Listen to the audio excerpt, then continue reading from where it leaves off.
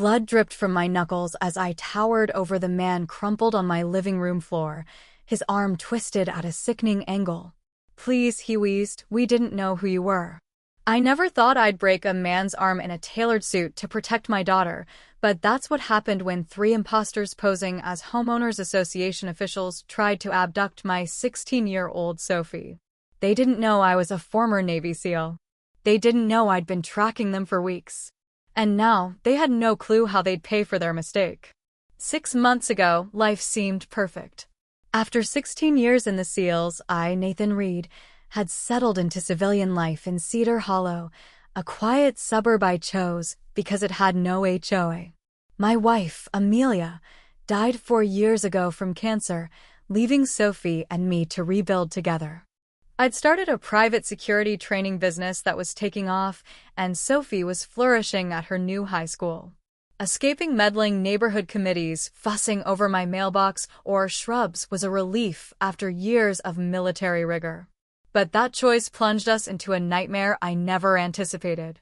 It began subtly. My neighbor, Mrs. Clara, a gentle widow, asked if I'd paid my HOA dues. I chuckled, explaining Cedar Hollow had no HOA, why I moved here. She looked puzzled, mentioning a suited man collecting fees. I dismissed it as a mix-up, but soon other neighbors reported similar encounters. A call to the county confirmed my suspicions. No registered HOA existed. Someone was running a scam. But why such a small-time hustle? Then a sleek envelope slid under my door, bearing the letterhead of the Cedar Hollow Community Association. It demanded $600 in monthly dues, signed by Victor Langston, association president. My instincts screamed danger. This wasn't petty. I started watching. Men in crisp suits appeared, photographing houses, including mine. Worse, I caught them eyeing Sophie as she walked home from school. Their attempts at stealth were amateurish to someone trained in covert ops. These weren't just scammers, they were predators, and my daughter was their target. Memories of a failed mission in Syria, empty cribs where kids should have been flooded back. I vowed no one would touch Sophie. I confided in my only friend in the neighborhood, Jack Malone, a retired detective who ran a local diner. Over coffee, I shared my findings. Jack's face hardened. "Nathan, this isn't just fraud. The surveillance, the focus on kids, this is big." His words hit harder when another family, the Harrisons, vanished overnight. Their home stood empty, no farewells. I tracked down Tom Harrison through a contact. His voice shook over the phone. "Stay away from them, Nathan. They demanded thousands, then threatened to take our kids with fake court papers." We fled. The line went dead, his number disconnected. The scam's scope crystallized. They targeted families with teens, using fake HOA fees to extort money, then forged legal documents to seize children under abandonment laws. Digging deeper, I uncovered similar patterns in 4 other counties over 3 years, families fleeing, kids disappearing. Victor Langston, the letter's signatory, was a disgraced property developer ruined in the 2008 crash. A chilling report tied him to dropped human trafficking charges involving missing workers. His grudge against HOAs, which foreclosed his home during his wife's illness, seemed to drive a warped vendetta. Sophie sensed my tension. "Dad, what's wrong?" she asked, her mother's keen intuition in her eyes. I gave her a softened version. Scammers were hitting the neighborhood, and I was handling it. She nodded, then said, "I'm good with tech, Dad. Let me help."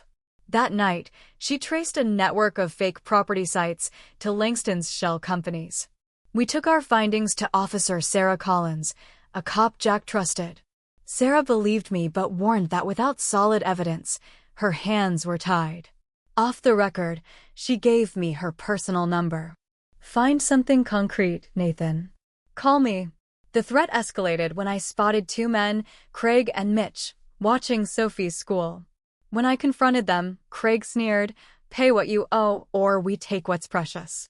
That night, another envelope arrived, a photo of Sophie walking home and a note demanding $12,000 or they'd adopt her. Rage gave way to the icy focus of my SEAL training. I called Megan Walsh, a former military lawyer turned real estate attorney. She revealed her cousin had been taken in a similar scheme, never found. This was personal for both of us. With Sophie's tech skills, we turned my office into a command center. She cracked encrypted files from Langston's fake sites, exposing a scheme where unpaid fees led to forged abandonment claims, enabling temporary custody of kids before they were trafficked. Jack helped rally neighbors, forming a secret alliance. A retired judge, Henry Vaughn, admitted he'd paid the fees out of fear after a neighbor's daughter vanished. His story confirmed Langston's network had corrupt ties in courts and local government. Following a tip, I infiltrated a warehouse Langston used. Inside, I found a soundproofed room with children's beds, a holding cell. I photographed everything, but Sarah warned it wasn't enough for a warrant. Sophie, overhearing, suggested, "Use me as bait." I refused, but her resolve, Amelia's fierce spirit, won out. We devised a plan. Sophie would seem vulnerable while we monitored her closely. Panic buttons, check-ins, and surveillance were airtight, but I hated every second she was out of sight. 3 days in, the plan unraveled.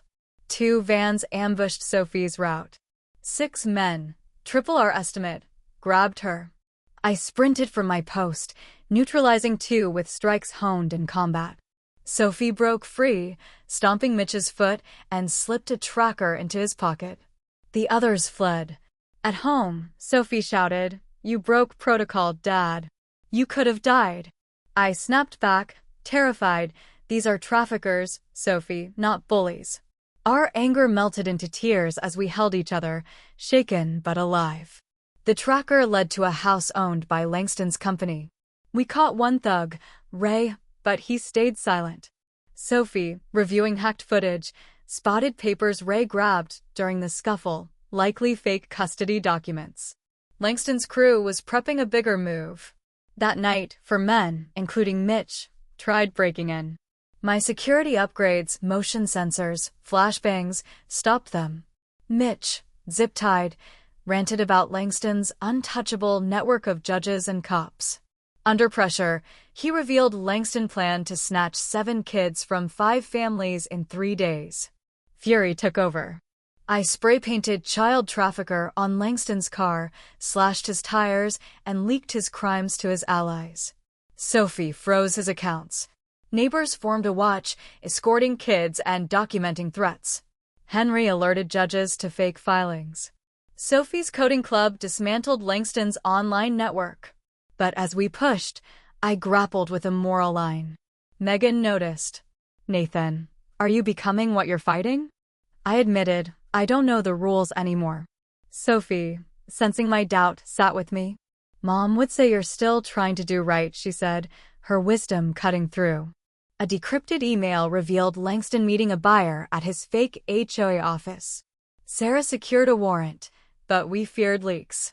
Our coalition staged a community inspection led by Henry to distract Langston while we photographed damning evidence, forged documents, financials, and child profiles with price tags. Langston panicked, burning papers, but Sarah's team arrested the buyer, a woman in high heels. As Langston was cuffed, he hissed, "I have Sophie's file. My people will get her." He posted bail and showed up at my door, offering a deal, let his operation move, or Sophie would suffer. Exhausted, I nearly faltered, but Amelia's memory steadied me. "I'm ending you," I told him. We had Sophie at Jack's rural cabin, guarded by Sarah. I fortified our home, but Langston's reach was vast. His men attacked the cabin, injuring an officer. Sophie, refusing to hide, slipped out, leaving a note. Langston called, gloating, "She's mine. Come to the warehouse alone." I drove, guilt crushing me. At the warehouse, Mitch, arm in a cast, patted me down, missing my hidden flashbang. Langston taunted, "Your daughter's spirit fetches a premium." I stalled, spotting a blinking camera, Sophie's access code.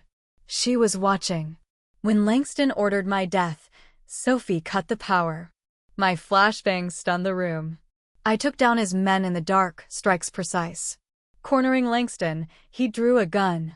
I disarmed him, pinning him as he cursed. Lights flicked on. Sophie stood by the breaker, laptop in hand, grinning. Took you long enough, Dad. She'd never been caught hiding in the woods, tailing Langston's men. She recorded his confession. Sarah's team stormed in, arresting all. Langston's empire collapsed. Dozens of families were freed, corrupt officials exposed. Cedar Hollow became a true community, forming a safety-focused HOA with Jack's Diner as its hub. Sophie taught kids digital security, her empathy deepened by loss. At Langston's sentencing, life without parole, justice felt bittersweet for some, but others still grieved. Reporters hounded me, but I shielded Sophie. That night, Sarah called about a new scheme in Riverbend County. Sophie grabbed the phone. We're a team, Dad. We'll help. Pride and fear warred in me. Holding her close, I vowed no one's taking you, ever. In the fading light, we stood united, forged by fire into something unbreakable. Cedar Hollow was safe, Langston's reign over, and Sophie and I were ready for whatever came next together.